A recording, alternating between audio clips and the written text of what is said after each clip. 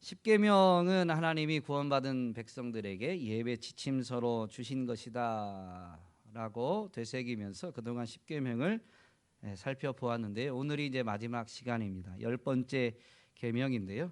이 10번째 계명을 자세히 보면 마치 6계명부터 이 9계명까지를 다시 언급하는 것처럼 보입니다. 그리고 6계명부터 9계명까지를 다시 언급하되 마음을 더 집중적으로 다루는 것처럼 보이는데요. 사실 이 10계명은 10번째 계명은 1계명과 매우 깊은 연관성이 있습니다. 그래서 오늘 이 10번째 계명의 요구가 무엇인지 분명히 되새기면서 이 첫 번째 계명과의 그 밀접한 연관성을 생각해 보려고 합니다. 10번째 계명은 분명히 간단하게 표현을 하면 탐심을 금지하는 것입니다. 모든 종류의 욕망을 금하는 것이 아니라 탐심을 금지하는 것입니다. 탐심과 욕망은 다릅니다. 우리가 욕망이라고 하면 좀 부정적인 느낌이 좀 많이 있는데요. 영어로 말하면 desire입니다. 그러니까 무언가를 바라는 거예요. 탐심은 무언가를 바라는 것과는 조금 다릅니다. 사람은 무언가를 바라게, 즉 욕망하게 되어 있어요. 그래서 모든 욕망을 금지하는 것이 아니라 탐심을 금지하고 있는데요. 사실 이 내 이웃의 집을 탐내지 말라. 탐내지 말라라는 건 탐심을 금지하는 명령인데 그 앞에 단서가 있죠. 내 이웃의 집을. 그러면서 이것에 해당되는 것을 더 확장하는데 내 이웃의 아내나 그의 남종이나 그의 여종이나 그의 소나 그의 낙이나 무릇 내 이웃의 소유를 탐내지 말라라는 것입니다. 그러므로 이 10번째 계명만을 가지고 생각해 보면 탐심이란 다른 사람의 것을 내 것으로 만들고 싶어 하는 욕망입니다. 욕망은 욕망인데 다른 사람의 것을 내 것으로 만들고 싶어 하는 거예요. 다른 사람의 것을 내 것으로 만들고 싶어 하는 이 욕망은 1계명과 대치되는 건데요. 왜냐하면 하나님께 우리의 삶을 온전히 맡기면 오직 여호와 하나님만이 유일한 참 하나님이시고 그분이 나의 하나님이심을 고백하는 게 1계명이잖아요. 그러므로 우리의 삶을 그분께 온전히 맡기는 것과는 정반대되는 마음, 정반대되는 태도가 바로 탐심인 거예요. 왜냐하면 하나님이 온 땅의 주인이십니다. 하나님이 우리의 주인이세요. 그분이 통치자이시기 때문에 그분이 우리에게 허락하시는 것이 있습니다. 다른 사람에게 허락하는 게 있어요. 그분의 통치 원리에 따라서 그렇게 행하시는 것입니다. 그런데 내가 하나님이 누군가에게 허락한 것을 내가 갖고자 하는 것, 이것은 하나님의 통치, 하나님의 주권을 대적하는 행동인 것이죠.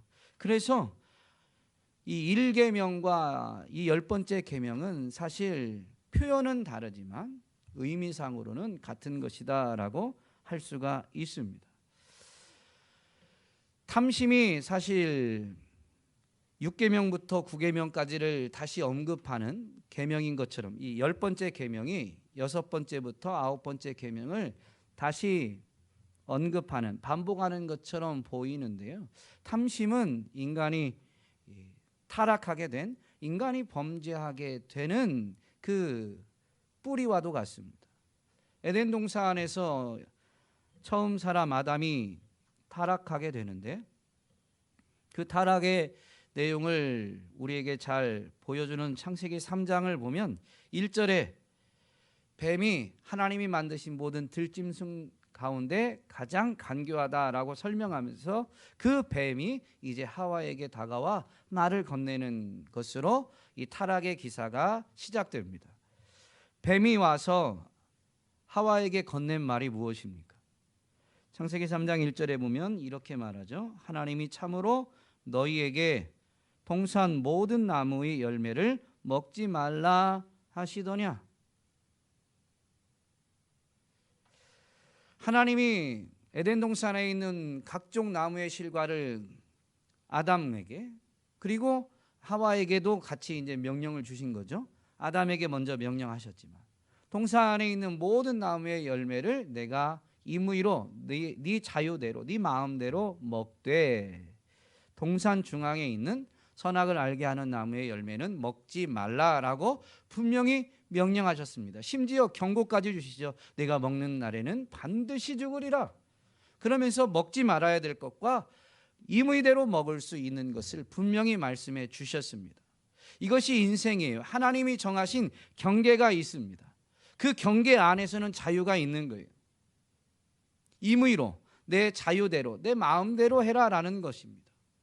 그런데 경계를 넘어가는 것은 분명히 죄이고 그 죄의 결과로 사망이 있다라는 것을 분명히 말씀해 주셨죠. 그런데 뱀이 와서 지금 던지는 이 질문, 하나님이 참으로 너희에게 동산 모든 나무의 열매를 먹지 말라 하시더냐 라고 말한 것은요, 정말로 그런 생각을 갖게 하기 위한 게 아니죠.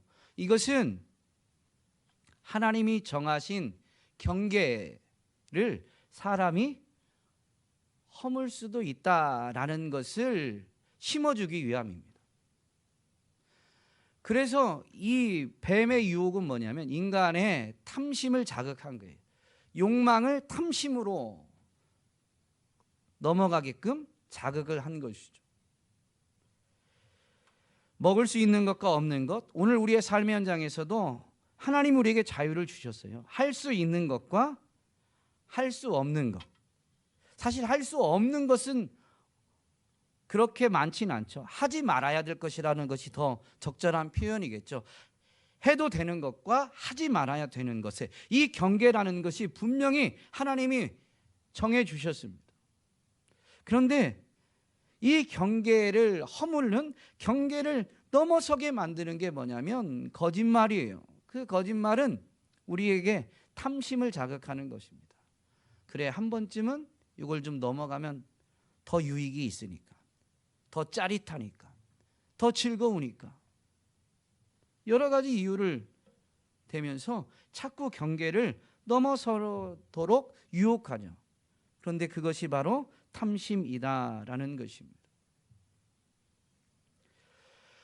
일계명을 온전히 지키지 못하면 인생은 잘못된 욕망 실현을 무한히 추구할 수밖에 없습니다. 왜냐하면 인생은 지음받을 때부터 하나님의 형상을 따라 지음받아서 하나님과 교제하도록 창조되었기 때문에 하나님과의 교제가 없으면요, 하나님으로만 채워질 수 있는 그 빈자리를 자꾸 무언가로 채우려는 것을 채우려고 합니다. 그런데 하나님을 대신할 수 있는 게 없거든요. 하나님보다 크신, 하나님보다 더 위대한 것이 어디에도 없습니다. 그러다 보니 이 하나님의 자리를 대신하려는 그것은 결국 경계를 넘어서는 것들로 이어지게 되죠. 탐심이 된다라는 것입니다. 이렇게 자꾸 우리가 하나님을 온전히 나의 하나님으로, 하나님을 경외하지 않음으로 인해서 탐심을 품으면 어떻게 될까요?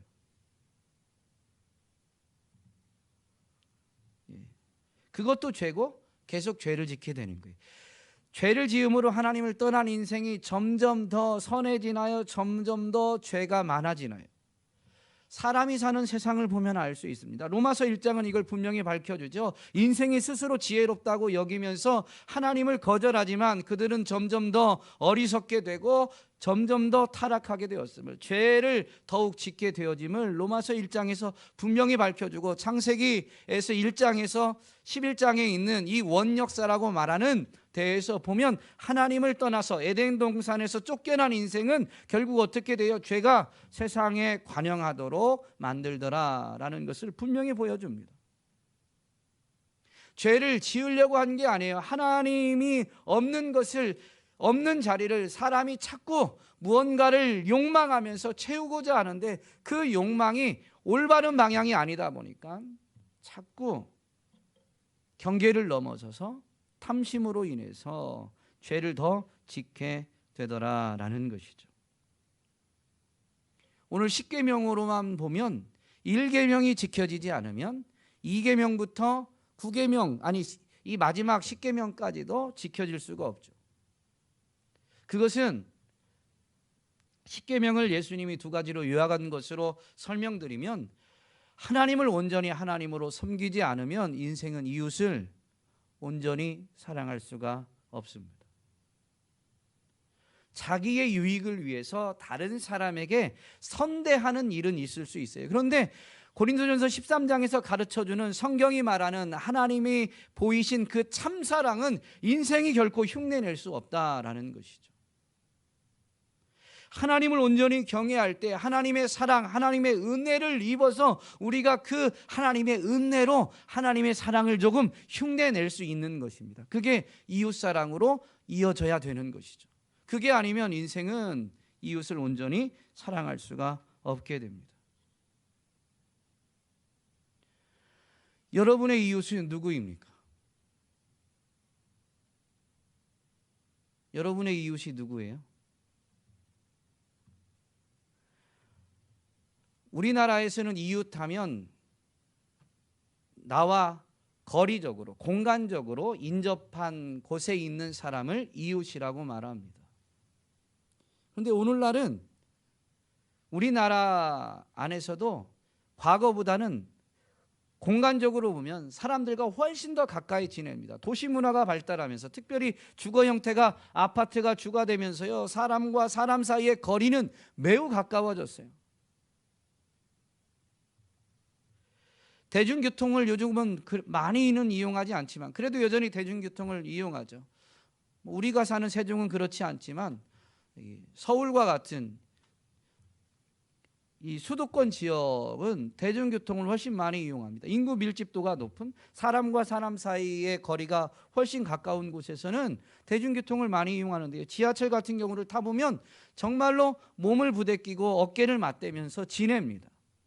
그런데 그렇게 살을 부딪히고 그렇게 살아도 그 같은 지하철을 타고 출퇴근하는 그 사람을 이웃이라고 말하지 않습니다. 아파트에 살면서 바로 10걸음 이내로만 가면 있는 그 옆집에 사는 사람을 내 이웃이라고 말하지 않아요. 여러분의 이웃은 누구입니까?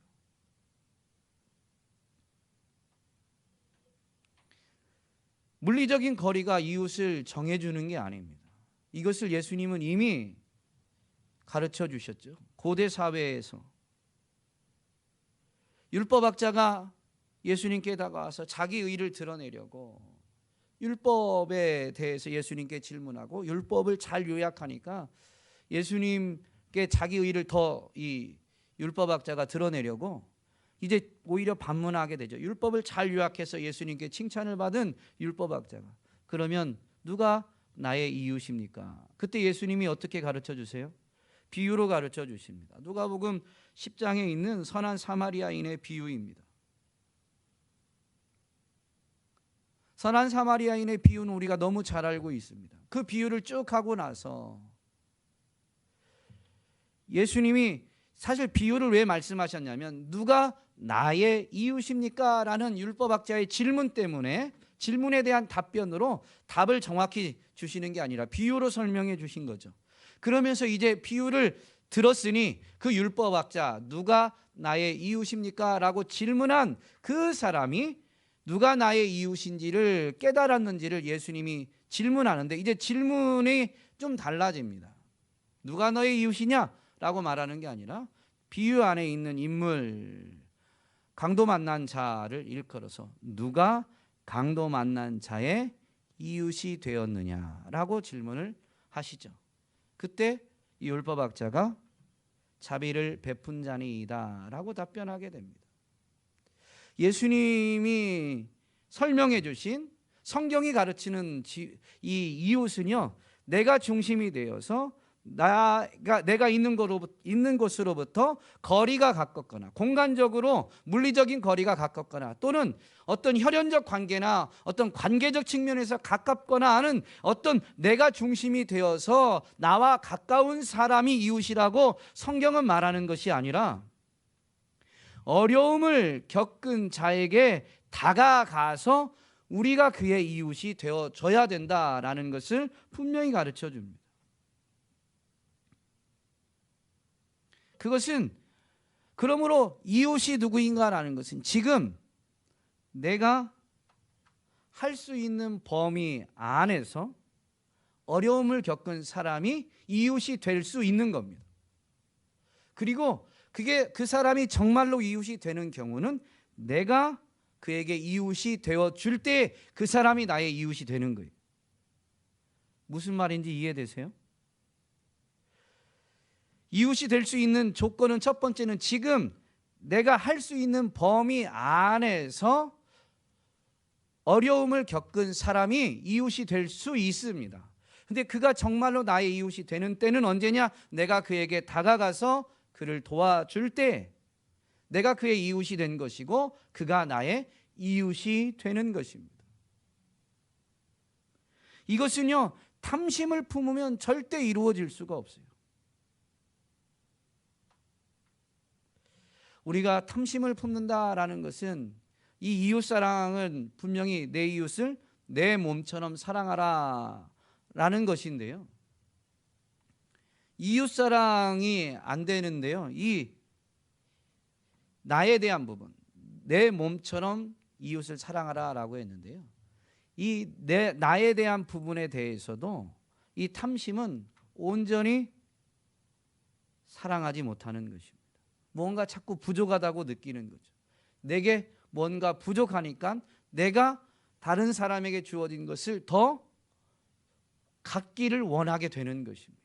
즉 하나님이 주신 것에 대해서 만족하지 못하는 거죠. 그것은 하나님에 대한 것은 뭐냐면 하나님이 나를 도우실 만큼 충분히 위대하지 않거나 선하지 않다라는 것을 내포하고 있는 거예요.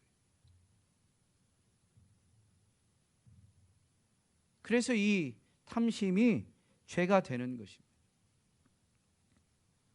골로새서 3장 5절에서 사도 바울은 교회에 분명히 가르칩니다. 탐심은 우상숭배다. 하나님이 위대하시고 선하신데 그 하나님의 위대하심과 선하심을 인정하지 않고 충분히 그 하나님의 위대하심과 선하심을 받아들이지 않고 그 하나님에 대한 불신을 가져서 무언가를 자꾸 내가 원하게 되어지니 하나님이 아닌 무언가로 그 하나님의 자리를 대신하려고 하는 것인 것이죠. 그래서 탐심은 내가 무언가를 하나님의 자리에 대신 올려놓고자 하든지 그 근본이 되는 탐심 자체가 곧 우상숭배다라고 교회를 향해서 가르쳐주고 있는 것입니다. 혹시 여러분 삶을 살면서 이런 생각을 가진 적이 없으십니까? 무엇만 있으면 참 행복할 텐데, 무엇만 있으면 진정으로 행복할 텐데, 무엇만이라고 한 그것이요, 우리에게 우상이 되는 것입니다. 내가 탐심이 있는지 없는지를 점검해 봐야 되는데요, 탐심이 있는지 없는지, 내가 탐심을 지금 품고 있는지 없는지를 점검할 수 있는 것을 네 가지로만 한번 요약해 봤습니다. 더 많이 갖기 위해서 다른 사람에게 상처를 준다면 우리는 탐심을 가지고 있는 겁니다. 근데 이때 주의할 게 있어요. 상처 줄 생각을 갖고 있는 건 아니에요. 더 많이 가지려고 하는 것뿐입니다. 상처 줄 생각이 없을지라도 상처를 주게 되는 경우가 있어요. 심지어 상처 주는 당사자는 누군가가 상처받았다라는 것을 모르고 지나거나 심지어 뒤늦게 알 때가 매우 많이 있습니다. 그래서 우리는 끊임없이 점검해야 돼요. 모르고 지날 수 있어요. 점검해도 모르고 지날 수 있어요. 우리의 행동보다 때로는 말, 태도, 표정, 웃음, 한숨, 심지어 무관심이 다른 누군가에게 더 쉽게, 더 크게 상처를 줄 수 있습니다. 탐심으로 가득해서 탐심으로 인해서 탐심이 아까 말씀드린 10계명은 10번째 계명을 가지고 설명드린 것으로 하면 다른 사람의 것을 내 것으로 만들고 싶어하는 욕망이라고 그랬죠. 내게 없는데 누군가에게는 있는 거죠. 그것을 내가 갖고 싶어하는 거예요. 그래서 탐심이 우리 안에 빚어내는 감정이 뭐냐면 시기나 질투입니다. 그 시기나 질투가 표정으로, 눈빛으로, 더 나아가서 말로 표현되게 되면 그게 직설적으로 인격을 모독하지 않을지라도 탐심에 의해서 그 눈빛 때문에, 그 표정 때문에 또는 그 말 때문에 누군가는 상처를 받을 수도 있다라는 것입니다. 목회자인 저도 아내와 그런 얘기를 할 때가 있습니다. 그냥 하루를 돌아보면서 오늘 내가 왜 그런 말을 했을까? 그때 그 말을 하지 않았어야 되는데 그 말이 누군가에게 상처 됐는지 안 됐는지는 몰라요. 그런데 그게 상처가 될 수도 있다라는 생각이 들면 너무 참 제 자신이 초라하고 무기력한 걸 느낍니다. 너무 쉽게 그냥 나오는 거예요. 그런데 그게 그 사람을 모욕하거나 그 사람에게 상처를 주려는 의도가 없었어요. 다만 너무 인간적이라는 표현보다 너무 육신적이니까 너무 세속적이 돼가지고 내게 없는 그것이 그 사람에게 있는 것이 시기심이 나서 그냥 툭 던진 말, 그건 하지 않았어야 되는데 그런 생각을 가질 때가 참 많이 있습니다. 탐심이요 우리 안에 끊임없이 솟아납니다. 그러므로 우리는 매 순간 이 질문을 던지면서 우리 자신을 점검할 수 있어야 되는 것이죠. 또한 더 많이 쌓는 것에 집착한다면 이 또한 탐심이 있는 것입니다. 쌓는 것을 계획하는 것 자체를 말하는 게 아닙니다. 집착입니다.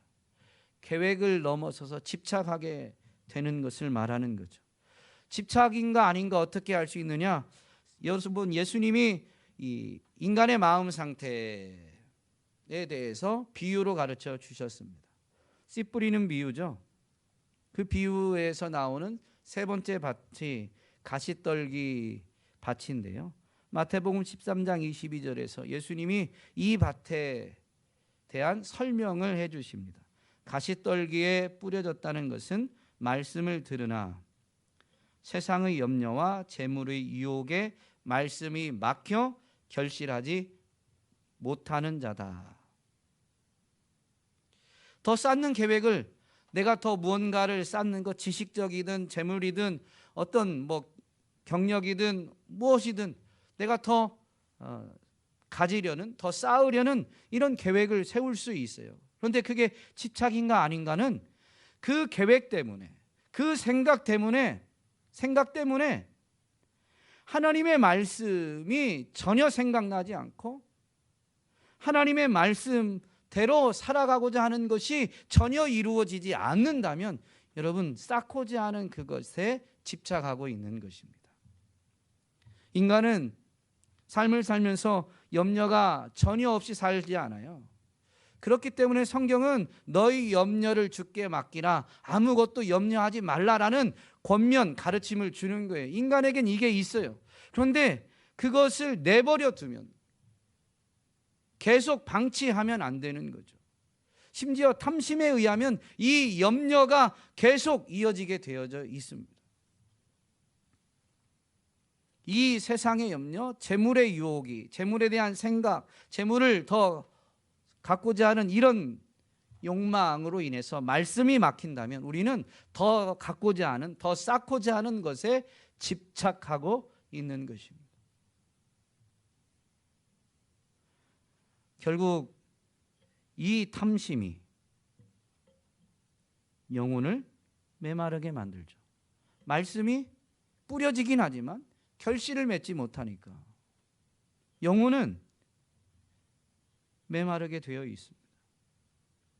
오늘 우리의 영혼은 정말로 주님의 은혜로 더욱 만족하고, 우리 영혼은 하나님의 나라, 성령 안에서 의와 평강과 희락이라고 분명히 로마서 13장에서 가르쳐 주는데요. 내 영혼은 정말로 주님 안에서, 주님으로 인해서 평안을, 기쁨을 더 풍성히 누리고 있는가, 아니면 점점 기쁨과 평안이 메마르고 있는가? 그렇다면 우리는 탐심이 있는가 없는가라는 것을 분명히 점검할 수가 있겠죠. 영혼이 메마르는지 더 풍성하게 되는지를 확인하게 되니까요. 탐심이 우리 안에 있는지를 점검할 수 있는 것은 또 하나 있습니다.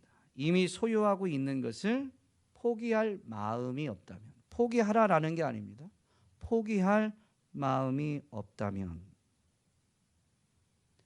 이때에는 모든 걸 포기하라라는 게 아니에요. 이미 소유하고 있는 것을 일부이든 어쨌든 필요에 따라서 포기할 마음이 없다면, 특별히 성경이 우리에게 우리의 소유를 포기하라라고 하는 것은 나누라라는 명령과 밀접하게 연결되어져 있죠. 다른 사람들과 나누려고 하지 않는다.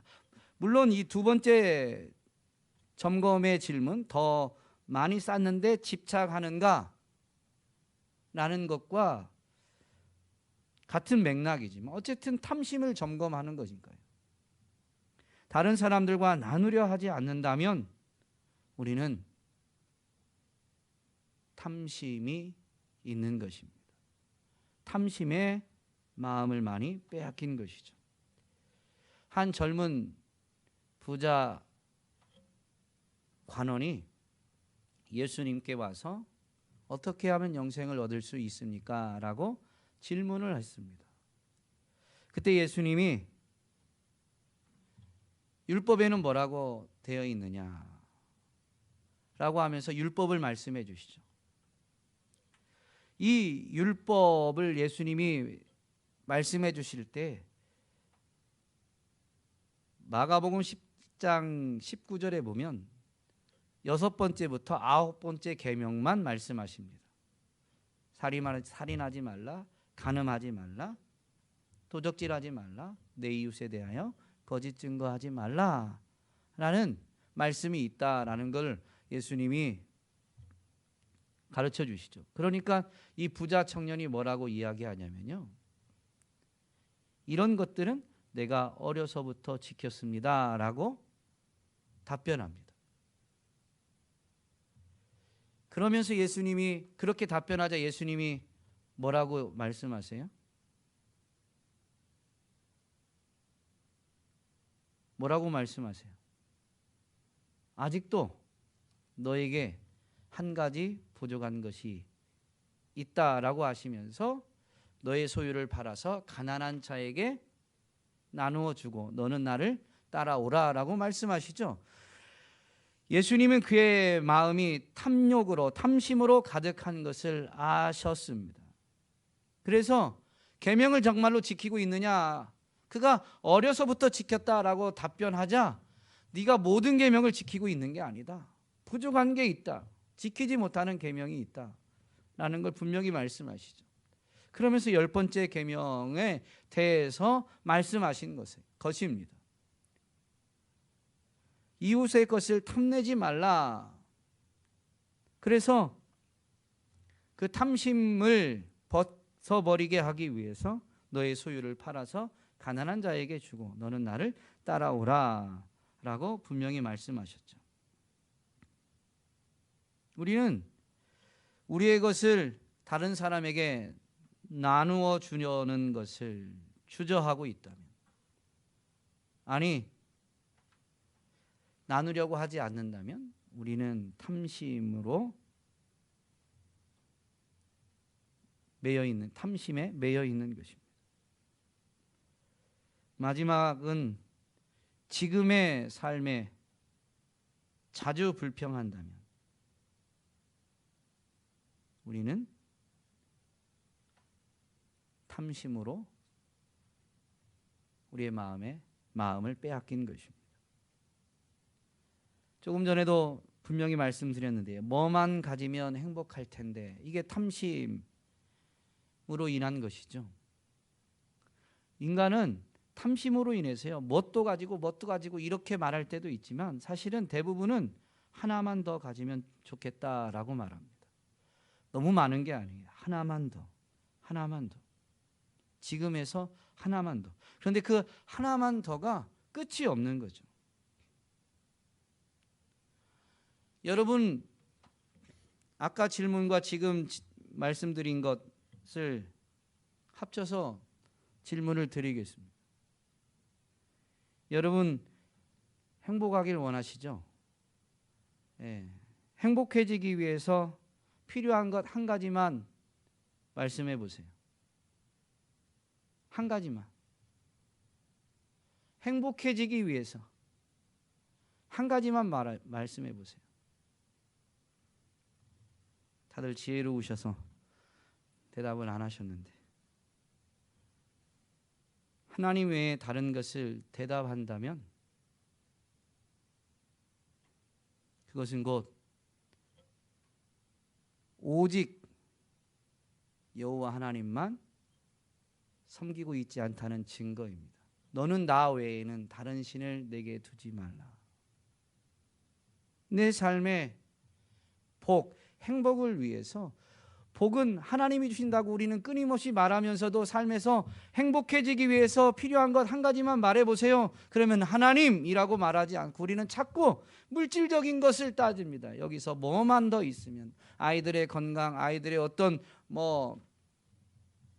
형통함, 아이들이 복된 만남, 여러 가지를 이야기하고, 대부분의 부모님들의 모든 관심이 아이들에게 있으니까, 또는 남편의, 또는 자신의 계획에서 무엇을 말할 때가 참 많이 있습니다. 그런데 나 외에 다른 것을 의지하는 거죠. 나 외에 다른 신을 두는 거예요. 여러분, 하나님은 우리에게 필요한 것이 무엇인지를 너무 잘 아십니다. 별로 아멘이 안 나오죠. 잘 아시면 미리 주셨을 텐데 아직도 안 주고 계시니까. 그게 여러분에겐 필요하다고 생각하실지 모르지만 하나님이 보실 때는 유익하지 않기 때문입니다. 하나님은 우리에게 무엇이 필요한지를 우리보다 더 잘 아십니다. 또한 하나님은 우리에게 필요한 것을 가장 좋은 때에 능히 주실 수 있는 분이십니다. 그러므로 우리는 하나님 외에 다른 것을 구할 필요가 없는 것입니다. 한동안 잘 모르겠는데 추앙하라라는 이 말이 드라마에서 이렇게 드라마를 통해서 인기했는데요. 여러분, 하나님만 추앙하시면 돼요. 하나님 추앙한다라는 의미가 그거 맞죠? 제 드라마를 전혀 안 보고 그냥 들은 풍월로 얘기하다가 또 이상한 소리를 할 수도 있는데, 하나님만 구하시면 됩니다. 탐심을 물리치는 방법이 있습니다. 첫 번째는 탐심의 결과를 기억해야 돼요.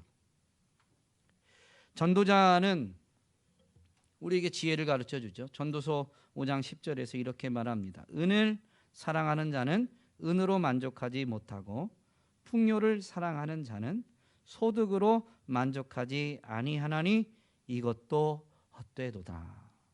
사랑한다라는 말로 번역되어져 있지만 이것은 결국 무언가를 추구하는 것을 의미하죠. 은을 추구하는 자는 은으로 만족하지 못해요. 추구하다 보면 은을 얻게 되겠지만 자기가 추구한 것에 대해서 그것을 얻을지라도 그것으로 만족하지 못한다라는 것입니다. 풍요를 사랑하는 자는 소득으로 만족하지 아니한다라고 분명히 가르쳐 줍니다. 시편 기자는 73편에서 보면 악인들의 형통함에 대해서 시기하고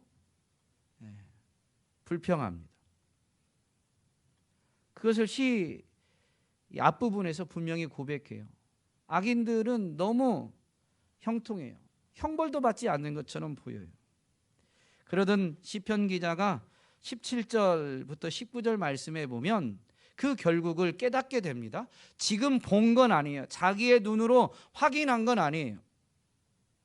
탐심으로 가득한 이 악인들이 이 땅에서 사는 모습에서 확인한 게 아닙니다. 그런데 그가 확인하게 되는 것은 언제냐? 17절에 보면 하나님의 성소에 들어갈 때야 그들의 종말을 내가 깨달았나이다. 눈에 보이는 삶의 자리에서는 탐심으로 가득한 사람들이 더 잘 사는 것처럼 보입니다. 더 많은 걸 가지고 더 많은 걸 누리고 더 힘이 세고 그런 것처럼 보입니다. 그들은 징계도 받지 않고 처벌도 받지 않는 것처럼 보여요. 가지고 있는 소유, 가지고 있는 힘 때문에 처벌도 피해가는 것처럼 보였습니다. 세상에서는 그러했어요. 그래서 악인들의 이 형통함에 대해서 불평했던 시편 기자가 사실은 탐심으로 가득한 악인들의 종말을 깨닫는데 그때는 언제냐? 하나님의 성소에 들어갈 때였던 것입니다. 그래서 그가 이어서 이렇게 고백하죠. 주께서 참으로 그들을 미끄러운 곳에 두시며, 지금은 거칠 것 없이 그냥 미끄럽게 잘 내려가는 것처럼, 이게 그냥 떨어졌다라는 의미가 아니라 어려움 없이 그냥 흘러가는 것처럼 보였지만 그 끝이 어디냐? 파멸에 던지시니 그들이 어찌하여 그리 갑자기 황폐되었는가? 놀랄 정도로 그들은 전멸하였나이다. 이건 확인된 건 아니지만 기정사실이기 때문에 하나님의 성소에 들어가서 하나님의 살아계심과 그 하나님이 선악간에 심판하실 것을 바라봄으로 인해서 악인들이 아직도 형통해서 불평했었지만, 그러나 하나님이 살아계시기 때문에 그들은 파멸에 던져지고 전멸하게 될 것을 선포한 것입니다. 완료형으로 반드시 그렇게 될 것입니다. 여러분, 탐심의 결과를 기억하면요, 탐심을 물리치지 않을 수가 없어요. 지금의 모습이 아니라 결과를 봐야 돼요. 그 끝을 봐야 돼요.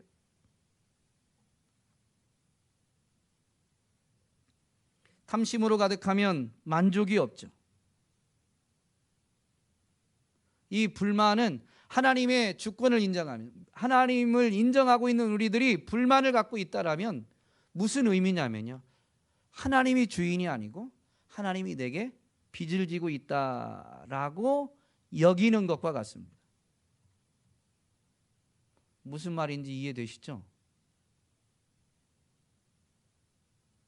지금 주어진 것에 만족하지 못하고 불만이 있다라는 것은요, 믿는 사람들이 불만을 가지고 있다면 세상의 주인, 통치자는 하나님이신데 하나님이 지금 내게 주신 것에 대해서 불만이 있다, 그것은 하나님은 나한테 무언가를 더 해주셔야만 한다라는 의미인 것이죠. 그것은 하나님이 내게 그렇게 해야만 하는 빚을 진 것처럼 여기는 것과 같은 것입니다. 그래서 여러분, 불만, 불평, 이런 것들이 죄인 것입니다. 탐심을 물리치는 방법은 자족하고 감사하는 것입니다. 사도 바울은 자족하기를 배웠다고 그랬죠. 여러분, 인간은 감정적으로 자연스럽게 자족하거나 감사할 수 있는 존재가 아닙니다. 배워야 돼요. 끊임없이 훈련해야 돼요.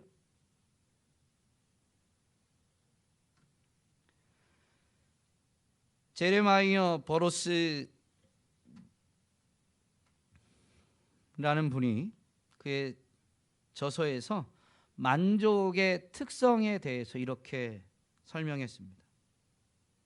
고통을 인식하는 것, 근심과 불평을 하나님께 털어놓는 것, 합법적으로 도움을 구하거나 적법한 수단을 이용해 고난을 극복하려고 노력하는 것을 배제하지 않는다. 나는 만족한다라고 할 때요, 고통을 인식한다, 즉 고통을 경험하는 것이 없는 것이 만족이 아니에요. 고통이 있어도 만족할 수 있다라는 의미입니다. 근심과 불평이 생기지 않는 게 아니에요. 그런데 그걸 하나님께 털어놓는 것이죠. 이것이 있다고 해서 이 사람은 만족이 없다라는 의미가 아닙니다. 하나님으로 만족하는 사람은 삶의 자리에서 근심거리, 심지어 불평할 만한 것들이 생길 때 하나님께 털어놓는 거예요. 털어놓는다는 것 자체가 세상에서 내가 느낀 그 근심과 불평거리를 하나님은 해결해 주실 수 있다라는 것을 함축하고 있기 때문에 이것은 하나님으로 만족하는 것이 될 수 있는 것입니다. 그래서 이러한 것을 배제하지 않는다라고 설명했습니다. 심지어 합법적이고 적법한 수단을 이용해서 고난을 극복하려고 노력하는 것, 누군가의 도움을 얻고자 하는 것이 만족과 대치되는 게 아닙니다. 만족하는 사람이, 만족하고 있는 사람이 합법적으로 누군가에게 도움을 요청할 수도 있는 겁니다. 나는 만족한다고 하면서도 이 고난을 극복하려고 노력할 수도 있는 거예요. 이런 걸 배제하지 않습니다. 여러분, 그렇다면 다윗의 고백을, 이 사도 바울의 고백을 충분히 이해하시겠죠. 복음을 전하기 위해서 누구보다도 더 많은 고난을 겪은 사도 바울이 자족하기를 배웠다라고 분명히 고백했으며, 다윗은 여호와는 나의 목자시니 내게 부족함이 없으리로다 라고 고백했습니다. 자족한다, 만족한다라는 거예요. 그런데 그 시 23편에 보면 내가 사망의 음침한 골짜기를 안 다니는 게 아닙니다. 여호와가 나의 목자시기 때문에 만족해 되는 인생은 사망의 음침한 골짜기를 단 한순간도 걸어가지 않는 게 아니에요. 그런 길을 걸을지라도 하나님 때문에 만족하게 되는 것은 주의 지팡이와 막대기로 주께서 나를 보호해 주시기 때문입니다.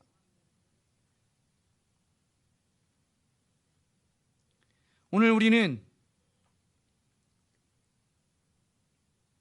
예수 그리스도 안에서 탐심을 물리치고 자족하기를 배우며 감사함으로써 하나님을 온전히 예배하는 예배자가 되어야 될 줄로 믿습니다. 탐심을 물리치는 것이 오직 여호와 하나님을 경외하는 것이고, 경외하는 것으로 이어지게 되어 있고, 하나님을 경외하게 되면, 즉 하나님을 사랑하게 되면 우리는 그분의 사랑 은혜에 힘입어서 이웃을 사랑할 수 있게 됩니다. 그래서 우리는 온전한 예배자로 나아가게 되는 것이죠. 하나님을 경외할 때, 예수 그리스도의 사랑과 은혜를 되새길 때 어떻게 우리가 이웃을 사랑하느냐? 우리가 죄인 되었을 때, 우리가 하나님을 대적할 때 하나님이 독생자를 내어주셔서 죄인된 우리, 하나님을 대적한 우리를 사랑해 주시고 구원해 주셨습니다. 그래서 우리도 우리의 이웃이 우리를 대적할지라도, 그래서 어떻게 보면 인간적으로 사람들은 그런 사람을 원수라고 말할지라도 원수였던 우리를 하나님이 사랑해 주시고 다가와 주셔서 우리를 자녀 삼아 주셨기 때문에 그 사랑 은혜를 되새기면, 그 사랑과 은혜를 힘입으면 우리도 원수에게도 다가갈 수가 있게 되고 원수에게도 사랑을 베풀 수가 있게 되는 것이죠. 온전한 예배자가 되기 위해서 정말로 오늘 이 마지막 10번째 계명을 분명히 되새겨 탐심을 물리치고 여호와 하나님을 더욱 경외할 수 있기를 주님의 이름으로 부탁드립니다.